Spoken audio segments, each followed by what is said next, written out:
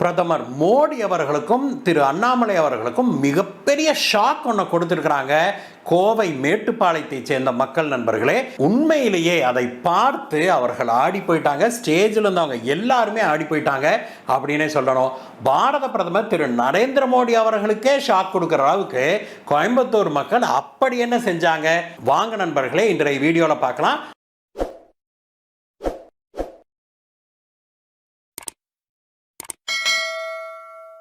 நண்பர்களே, பாரத பிரதமர் திரு நரேந்திர மோடி அவர்கள் மேட்டுப்பாளையத்தில் பொதுக்கூட்டத்தில் கலந்துக்கிட்டாங்க இல்லையா? அப்பொழுது அவர் பேச ஆரம்பிச்ச உடனே மிகப்பெரிய அதிர்ச்சியான கோவை மக்கள் அவருக்கு கொடுத்தாங்க. அவர் பேச ஆரம்பித்த ஒரு சில நிமிடங்கள்லேயே அவர் நம்முடைய பாரதிய ஜனதா கட்சியுடைய தமிழக தலைவரான திரு அண்ணாமலை அவர்களை பற்றி பேச ஆரம்பிச்சாரு. திரு அண்ணாமலை அவர்கள் பெயரை சொன்ன உடனேயே அங்கு பயங்கரமாக அந்த கூட்டம் பொங்கி எழுந்ததை நம்ம பார்க்க முடியுது. உணர்ச்சி பெருக்கால அண்ணாமலை அவர்களுக்கு தங்களுடைய ஆதரவை மிகப்பெரிய அளவில் கோவை மேட்டுப்பாளையம் மக்கள் காமிச்சதை பார்த்து அங்க மேடையில் இருந்த அனைவருமே இன்ப அதிர்ச்சிக்கு உள்ளானாங்க அப்படின்னே சொல்லணும் நண்பர்களே. அது மட்டும் இல்ல, நேற்றைய தினம் ஒரு பக்கம் பாரத பிரதமர் அவர்கள் அவருடைய பேச்சில் சும்மா திமுகவை பொளந்து கட்டிட்டாரு அப்படின்னே சொல்லணும். இன்னொரு பக்கம் பார்த்தோம்னா நம்முடைய தலைவர் திரு அண்ணாமலை அவர்கள் அவர் பேச்சே வேற லெவலு. அந்த அளவுக்கு பாயிண்டா புட்டு வச்சு பேசினாரு. சமீப நாட்களாக நம்முடைய முதல்வர் திரு மாண்புமிகு ஸ்டாலின் அவர்களை பார்த்தோம் அப்படின்னா பாரத பிரதமர் திரு நரேந்திர மோடி அவர்களுடைய தமிழக வருகையவே கிண்டல் பண்ணிட்டு இருக்கிறாரு அப்படிங்கிற பார்க்கிறோம். அவர் எலெக்ஷனுக்காக தமிழகத்துக்கு வர்றாரு அப்படின்னு திரு ஸ்டாலின் அவர்கள் சொன்னதை கோவை மக்கள் அண்ணாமலை அவர்கள் சொன்ன விளக்கத்தை கூட விட்டுருக்க. அண்ணாமலை அவர்கள் வேடந்தாங்கல் பறவை போல பிரதமர் அவர்கள் வருகிறாரு, நம்மிடம் அடைக்கலம் தேடி வராரு அப்படின்னு சொன்னாரு. அதை கூட விட்டுருங்க. கோவை மக்கள் இதற்கு என்ன சொன்னாங்க தெரியுமா?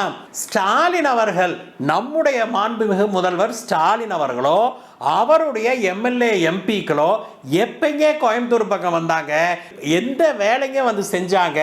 ஊட்டி எடுத்துக்கோங்க, நீலகிரி தொகுதியில் ஆராசா நிற்கிறாரு. ஆராசா ஜெயிச்சகையோட போன மனுஷன் தான், அதுக்கப்புறம் எப்போ வந்தார் ஊட்டி பக்கம் அப்படின்னு அவர்கள் கிளின்னு கிழிக்கிறாங்க. அதுலேயும் குறிப்பாக திரு ஸ்டாலின் அவர்களையே நம்முடைய மக்கள் கிழிச்சு எடுத்ததை பார்த்தோம் நண்பர்களே. வெளிப்படையாகவே நம்முடைய மக்கள் பேசுகிற பேச்செல்லாம் ஆமா, நம்ம முதல்வர் ஸ்டாலின் எப்போ வந்தார் கோயம்புத்தூருக்கு? ஓட்டு கேட்க வந்ததோட சரி, அதுக்கப்புறம் எதுக்கு வர்றாரு? 3 மாதத்துக்கு ஒரு தடவையோ 6 மாதத்துக்கு ஒரு தடவையோ ஏதோ ஒரு பக்கம் கோயம்புத்தூரில் ஏர்போர்ட்டில் இறங்கிட்டு இப்படிக்கா நின்றுட்டு போயிடுறாரு. கோயம்புத்தூருக்குன்னு எந்த திட்டத்தை கொடுத்தார் இவர்? மெட்ரோ திட்டம் என்னாச்சு? 15-20 வருடங்களுக்கு மேலாக பெண்டிங்கில் இருக்கிற இந்த கோவை மெட்ரோ திட்டத்தை பற்றி நம்முடைய எம்எல்ஏவான திருமதி வானதி ஸ்ரீனிவாசன் அவர்கள் திமுக ஆட்சிக்கு வந்த உடனேயே சட்டசபையில் கேட்டபோது அதற்கு பதிலளித்த திமுக அமைச்சரும் முதல்வரும் என்ன சொன்னாங்க? கோவை மெட்ரோவை பற்றி கேள்வி கேட்டா அதற்கு அவங்க பதில் என்ன தெரியுமா? மதுரையில் நாங்கள் மெட்ரோ கொண்டு வர போகிறோம் அப்படிங்கிறதா அவங்களோட பதிலாக இருந்தது. இத்தனை காலமாக கோவையில் மெட்ரோவை கொடுக்காம பெண்டிங் வச்சுக்கிட்டு இப்போ புதுசா மதுரைக்கு ஒரு கதை விட ஆரம்பிச்சிருக்கிறாங்க இவங்க. அது மட்டும் இல்ல, கிரவுண்ட் லெவல்ல பார்த்தோம்னா திமுக காரங்க பரப்புகிற விஷமத்தனமான செய்திகள் இருக்குது இல்லையா, அதுக்கெல்லாம் ஒரு அளவே இல்லாமல் போயிருச்சு நண்பர்களே. அதாவது அவங்கெல்லாம் அப்படி ரூம் போட்டு யோசிப்பாங்க போலத்தான் தெரியுது. உதாரணத்துக்கு சிலதெல்லாம் இன்னைக்கு பார்க்கலாம். ஒரு விஷயத்தை அவங்க என்ன சொல்றாங்க அப்படின்னா, குறிப்பாக இந்த தினக்கூலிக்கு வேலைக்கு போறாங்க இல்லையா, அந்த மக்கள் கிட்ட கட்டிட வேலைக்கு போறாங்க, கூலி வேலைக்கு போறாங்க, இந்த மாதிரி மக்கள் வாழ்கிற பகுதிகளுக்கு சென்று திமுக மற்றும் அதிமுக காரங்க என்ன பரப்புரை செய்யறாங்க அப்படின்னா, நீங்க தாமரைக்கு ஓட்டு போட்டீங்கன்னா அவ்வளவுதான், உங்க வேலையெல்லாம் போயிடும், பூரா வடநாட்டுக்காரங்களை கொண்டாந்து இறக்கிடுவாங்க அப்படின்னு இப்படி ஒரு கட்டுக்கதையை கிளப்பி விட்டுருக்குறாங்க கோயம்புத்தூருக்குள்ள. இது ரொம்ப இஃபெக்டிவாகவே எல்லா பக்கமும் பரவுறதை நம்ம பார்க்க முடியுது. பாரதிய ஜனதா கட்சிக்காரர்கள் இதை உடனடியாக கவனத்தில் கொண்டு இதற்கு எதிர்வினை ஆற்ற வேணும் அப்படின்னு நம்ம கேட்டுக்கொள்கிறோம். ஒரு பக்கம் இந்த அடித்தட்டு மக்கள்கிட்ட போய், கூலி வேலைக்கு போகிற மக்கள்கிட்ட போய், தினசரி சம்பளத்துக்கு போகிற மக்கள்கிட்ட போய் இந்த மாதிரி வடநாட்டுக்காரங்க வர்றாங்கன்னு பூச்சாண்டி காட்டுற அதே அதிமுகவும் திமுகவும் அங்கே வடநாட்டுக்காரங்க பெரிய அளவில் வாழ்கிற பகுதிகளுக்கு போய் வேறு விதமாக பூச்சாண்டி காட்டுறாங்க. அவங்க கிட்ட போய் நீங்க எங்களுக்கு ஆதரிக்கல அப்படின்னா பாரதிய ஜனதா கட்சி வந்ததுன்னா உங்களுக்கு சப்போர்ட் இல்லாம போயிடும், அதுக்கப்புறம் லோக்கல்ஸ் வில் டேக் ஓவர் அப்படிங்கிற மாதிரி ஒரு கதையை கட்டி ஒரு வித்தியாசமான ஒரு உருட்டை உருட்டிக்கிட்டு இருக்கிறதாக கேள்விப்படுற நண்பர்களே. மொத்தத்தில் ஒரு விஷயம் தெளிவாக தெரியுது நண்பர்களே, அதிமுகவும் திமுகவும் இப்பொழுது கைகோர்த்து கொண்டு நம்ம ரெண்டு பேத்துக்குள்ள யார் வேணா ஜெயிக்கிறோம் தோக்குறோம் அது வேற விஷயம், ஆனா பாரதிய ஜனதாவை தாமரையை உள்ள விட்டுறக்கூடாது அப்படின்னு கங்கணம் கட்டிக்கிட்டு வேலை செய்யறாங்க அப்படிங்கிறது தெரியுது. அதுவும் கிரவுண்ட் லெவல்லாம் பார்த்தோம்னா தெளிவாகவே வேலை செய்யறாங்க. அதே போல வைட்டமின் பணப்பட்டுவாடா இருக்குது இல்லையா, அது தெளிவாகவே பல வழிகளில் நடந்து வருது கோவையில் அப்படிங்கிறதும் தெரியுது. ஆனாலும் இத்தனையையும் மீறி பாரத பிரதமர் திரு நரேந்திர மோடி அவர்கள் மேட்டுப்பாளையம் வந்த போதும் சரி, இங்க கோவையில் அவர் ரோட் ஷோ நடத்தின போதும் சரி, சென்னைக்கு அவர் வந்த போதும் சரி, என்ன இருந்தாலும் அதிமுக திமுகவுடைய பொய் பிரச்சாரங்களை எல்லாம் மீறி இவங்க மக்கள் பெரிய அளவில் பிரதமரை வரவேற்கிறதுக்கு கூடுனது ஒரு மிகப்பெரிய அதிர்ச்சியாகவே தெரியுது. அது மட்டும் இல்ல, அதிமுக போடுகிற விளம்பரங்களை எல்லாம் பார்த்தோம்னா உண்மையிலேயே சிலதெல்லாம் காமெடியாக தான் இருக்குது, சிந்திக்கவும் வைக்குது. ஏன்னா திமுக என்னெல்லாம் செய்ய தவறி இருக்குதோ அது அழகாக அதிமுக விளம்பரங்கள்ல வருது. ஆனா அதுல ஒரு விஷயம், இந்த 100 நாள் வேலை வாய்ப்பு திட்டத்தை பத்தி வருது நண்பர்களே. அதுல இப்ப எல்லாம் கைரேக வைக்க சொல்றாங்க, அதை வைக்க சொல்லி எங்களுக்கு பணம் கொடுக்க மாட்டேங்கிறாங்க அப்படிங்கிறாங்க. உண்மையை சொல்ல போனா இந்த 100 நாள் வேலை வாய்ப்பு திட்டம் அப்படிங்கிறது மத்திய அரசுடைய திட்டம். அந்த திட்டத்துக்கு சம்பளம் கொடுக்கிறது யாரு? மத்திய அரசு தான். இந்த திட்டத்தில் மத்திய அரசு செக்ஸ் அண்ட் பேலன்சஸை கொண்டு வராங்க. சும்மா போய் வாக்கியா மேட்டில் உட்கார்ந்து இருந்துட்டு கதை அடிச்சுட்டு கூட பின்னிட்டு அப்புறம் எந்திரிச்சு மத்தியானமான கொண்டுகிட்டு போன லஞ்சை தாங்களே சாப்பிட்டு எந்திரிச்சு வந்துடுறாங்க இல்லையா. இப்படி வேலையே செய்யாமல் பணத்தை வாங்கி இந்த மாநில அரசுகள்லாம் பட்டுவாடா பண்ணுது.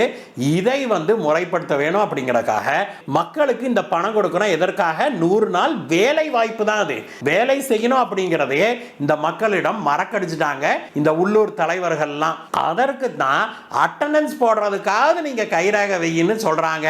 இதை ஒரு குற்றமாக, அதாவது வேலைக்கு வர்றவங்கள அட்டெண்டன்ஸ் எடுக்கிறாங்க, இதை ஒரு குற்றமாக அதிமுக விளம்பரத்தில் சொல்றாங்க அப்படின்னா அவர்கள் எந்த அளவுக்கு தவறாக இதை புரிஞ்சிருக்கிறாங்க அப்படிங்கிறதையும் நாம புரிஞ்சு கொள்ள வேணும். எது எப்படி இருந்தாலும் நண்பர்களே, கோவையை பொறுத்த வரைக்கும் பலவிதமான கட்டுக்கதைகளை புரளிகளை அதிமுகவும் திமுகவும் போட்டி போட்டுக்கிட்டு கிளப்பி விட்டாலுமே கூட கோவை மக்கள் தெளிவாகவே இருப்பதாக தெரியுது.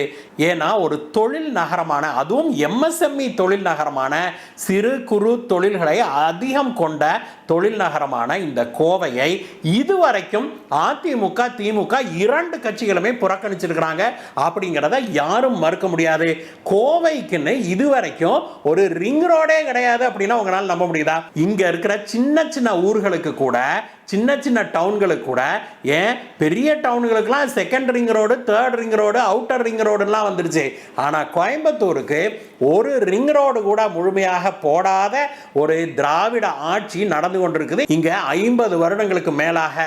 அது மட்டுமல்ல, கோயம்புத்தூருக்குன்னு இவங்க எந்த விதமான வசதிகளையும் மேற்கொள்ளவே இல்லை அப்படிங்கிறதா உண்மை. தண்ணி பிரச்சனை தீர்த்திருக்கிறாங்களா அல்லது வேறு எந்த பிரச்சனையை கோவைக்காக தீர்த்திருக்கிறாங்க? கோவை மக்களாக ஒன்று கூடி அவங்க இந்த தொழில் முனைவர்கள்லாம் ஒன்று சேர்ந்து அவங்களாக ஏற்படுத்தி கொண்ட வசதிகள் தான் கோயம்புத்தூர்ல இருக்குது. கன்வென்ஷன் சென்டர்னு கேட்குறீங்களா? அது ஒரு தனியார் அமைப்பு கட்டினது தான், ஒரு அசோசியேஷன் கட்டினது தான் கொடிசியா அமைப்பு. அது மட்டும் இல்லை, அரசாங்கம் சொல்லி எங்களுக்கு என்ன கட்டி இருக்குது, மெட்ரோ எங்க போச்சுன்னு கேட்டோம்னா உடனே திமுக காரங்க என்ன சொல்றாங்க, நாங்க உங்களுக்கு ஸ்டேடியம் கட்டி தர்றோம். இருக்கிற ஸ்டேடியத்தை ஒழுங்கா யூஸ் பண்ண விடுறீங்களா? ஒரு ஃபுட்பால் ஸ்டேடியம் இருக்குது, அத்லெட்டிக் ஸ்டேடியம் இருக்குது, நேரு ஸ்டேடியம், பிஓசி ஸ்டேடியம், அந்த ஸ்டேடியத்தை நீங்க ஒழுங்கா யூஸ் பண்ண விடுறீங்களா அப்படிங்கிற கேள்வி தான் நம்ம மனசுல பெருசா எழுது. கோவை மக்களுக்குன்னு எந்த வசதியும் செய்து கொடுக்காத இந்த அரசாங்கம் ஆட்சிக்கு வந்த உடனே, திமுக ஒவ்வொரு முறை ஆட்சிக்கு வந்த உடனேயும் ப்ராப்பர்ட்டி டாக்ஸை டபுள் பண்ணிடுது. ப்ராப்பர்ட்டி டாக்ஸை, சொத்து வரியை டபுள் பண்ணுது. அது கொஞ்சம் நஞ்சமில்ல, அப்படியே டபுள் பண்ணிட வேண்டியது. அது மட்டும் இல்ல, என்னென்ன வரியில கை வைக்க முடியுமோ, நீங்க கரண்ட் கட்டணுமா அல்லது என்ன வரி இருக்குதோ எல்லாத்தையும் ஏத்தி விடுறாங்க. இந்த முறை பார்த்தோம்னா பத்திர ரெஜிஸ்ட்ரேஷனுக்கு பயங்கரமா ஏத்தி இருக்கிறாங்க ரேட்டை. அது மட்டும் இல்ல, கரண்ட்டுக்கு பயங்கரமா ரேட் ஏத்தி விட்டாங்க. இது எல்லாமே கோவையை மிகப்பெரிய அளவில் பாதிச்சிருக்குது. இப்படி எல்லா பக்கமும் அடி வாங்கி இருக்கிற கோவை மக்கள் உண்மையிலே கொந்தளிச்சுக்கிட்டு இருக்கிறாங்க, ஒரு மாற்றை தேடிக்கிட்டு இருக்கிறாங்க, ஒரு மாற்றை விரும்புகிறார்கள் அப்படிங்கிறதான் உண்மை. உண்மையிலேயே கோவை மக்கள் பெரிய அளவில் போய் இந்த மாற்றத்துக்காக தாமரை சின்னத்தில் வாக்களிப்பாங்களா, அல்லது 200 300 வாங்கிக்கிட்டு இப்பொழுது மீட்டிங்க்கு போயிட்டு வர்றாங்களே இந்த மக்கள், யாமா நண்பர்களே, மீட்டிங்களுக்கு போகிறாங்க, 200 ரூபா கொடுக்கறதாக பேச்சு, போகிறாங்க வர்றாங்க, மக்களை தினப்படி கூட்டிகிட்டு போகிறாங்க, மீட்டிங்கில் உட்காடுறாங்க. 2 திராவிட கட்சிகளும் இதை தெளிவாக செஞ்சுக்கிட்டு இருக்குது. அந்த பணத்துக்காக, அந்த 200 ரூபா 300 ரூபாய்க்காக தங்களுடைய எதிர்காலத்தை கோவை மக்கள் பணயம் வைப்பார்களா? தங்களுடைய எதிர்காலத்தில் திராவிட கட்சிகளுக்கு ஓட்டு போட்டு தாங்களே மண்ணவாரி தலையில் போட்டுக்குவாங்களா அப்படிங்கிறது அடுத்த 10 நாட்களுக்குள்ளாக முடிவாகிவிடும். இந்த வீடியோவை பற்றிய உங்களுடைய கருத்துக்களை சொல்லுங்கள் நண்பர்களே. மீண்டும் உங்களை வேற ஒரு வீடியோ சந்திக்கிறேன் கைஸ். Bye bye.